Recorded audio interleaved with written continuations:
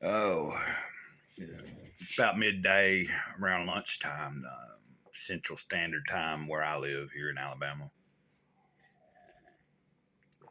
Greetings to everybody. Um, I'm going to try to make this short and sweet. I'm going to go ahead and start on this Monday, October 9th, 2023. I'm going to start from this book, Don't Sweat the Small Stuff. It's by a person, says they have a PhD, Richard Carlson. I don't know. He's a co-author of Handbook for the Soul. I guess they probably, since this book, he probably wrote a bunch of other stuff. But I remember this book, um, like first kind of discovering this book. I think I mentioned this the other day. I might have been in jail and I came across it, but I'm not really sure. I've also came across it many other times, like in thrift stores or just randomly, or I remember when it first came out, it being a big deal. So I'm going to do the introduction. I read this the other day myself, and I had forgot about how he came up with the title of the book, and it explains it here. The greatest discovery of my generation is that a human being can alter his life by altering his attitude. That's a quote by somebody named William James.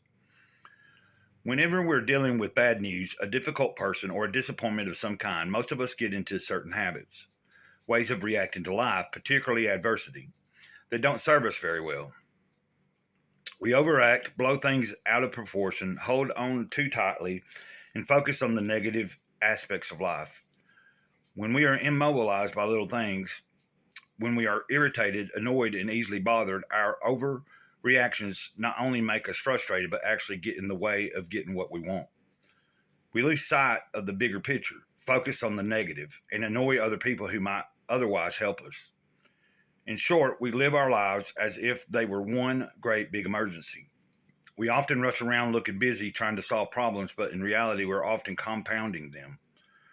Because everything seems like such a big deal, we end up spending our lives dealing with one drama after another. Yeah, I vouch for that. Uh, it took a little more effort today for me to get started. Uh, Yesterday, I didn't do anything at all. I didn't even make it to church, and I stayed in bed most of the day. The day before, I rested quite a bit too, and I don't know what's going on, but my energy level's been a little low. So I'm just trying to work it back up a little bit. After a while, we begin to believe that everything really is a big deal. We fail to recognize that the way we relate to our problems has a lot to do with how quickly and efficiently we solve them. As I hope you will soon discover, when you learn the habit of responding to life with more ease, problems that seemed insurmountable will begin to seem more manageable. And even the th- biggies, things that are truly stressful, won't throw you off track as much as they once did. Happily, there is another way to relate to life, a softer, more graceful path that makes life seem easier and the people in it more compatible. This other way of living involves replacing old habits of reaction with new habits of perspective. These new habits enable us to have richer, more satisfying lives.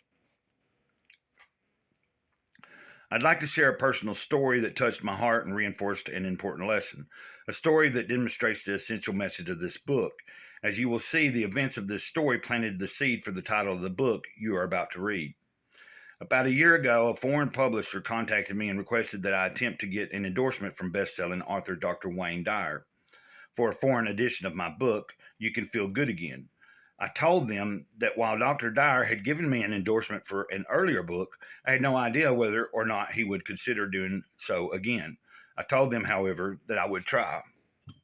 And when I was reading this introduction, it struck a nerve because I had forgot about that he had reached out to Wayne Dyer, which I've read several of Wayne Dyer's books, and I've watched numerous videos of him giving seminars or speeches or talking about certain subjects about psychology, spirituality, God, and stuff like that. So that kind of added to me rediscovering this book for me, anyway. As is often the case in the publishing world, I sent out my request but did not hear back. After some time had gone by, I came to the conclusion that Dr. Dyer was either too busy or unwilling to write an endorsement. I honored this decision and let the publisher know that we wouldn't be able to use his name to promote the book. I considered the case closed. About 6 months later, however, I received a copy of the foreign edition, and to my surprise, right on the cover was the old endorsement for the earlier book from Dr. Dyer.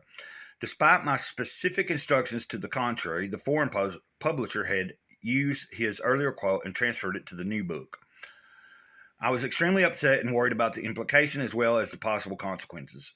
I called my literary agent, who immediately contacted the publisher and demanded that the books be taken off the shelves.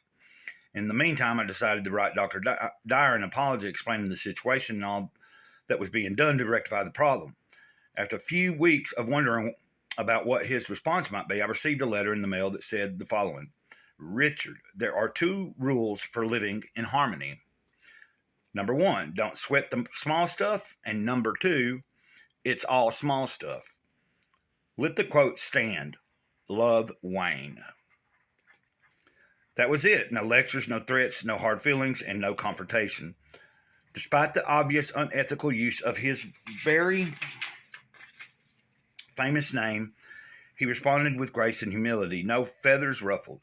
His response demonstrated the important concepts of going with the flow and of learning to respond to life gracefully, with ease. For more than a decade, I have worked with clients, helping them to approach life in this more accepting way. Together, we deal with all types of issues: stress, relationship problems, work-related issues, addictions, and general frustration. In this book, I will share with you very specific strategies, things you can start doing today that will help you respond to life more gracefully.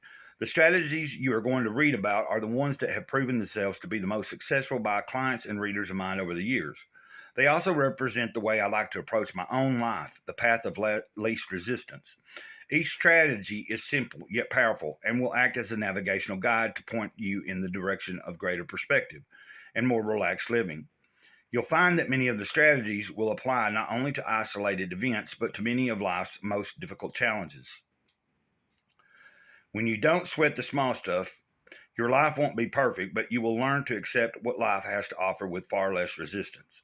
As we learn in the Zen philosophy, when you learn to let go of problems instead of resisting with all your might, your life will begin to flow. You will, as the serenity prayer suggests, change the things that can be changed, accept those that cannot, and have the wisdom to know the difference. I'm confident that if you give these strategies a try, you will learn the 2 rules of harmony. Number 1, don't sweat the small stuff. And number 2, it's all small stuff. As you incorporate these ideas into your life, you will begin to create a more peaceful and loving you. So I'm going to leave it there. I think that's plenty. I haven't decided if I'm trying to go to the library to upload this video or not, or if it's going to be uploaded off of my data. And I think I'm just going to go ahead and upload it off the data.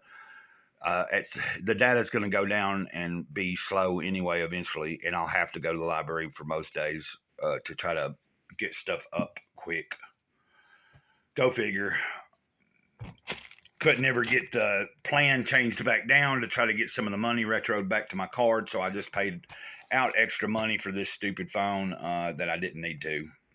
Anyway, I'm complaining. Ain't going to do no good. Until next time, Mr. Cloud, says the eternal moment, over and out, ditto.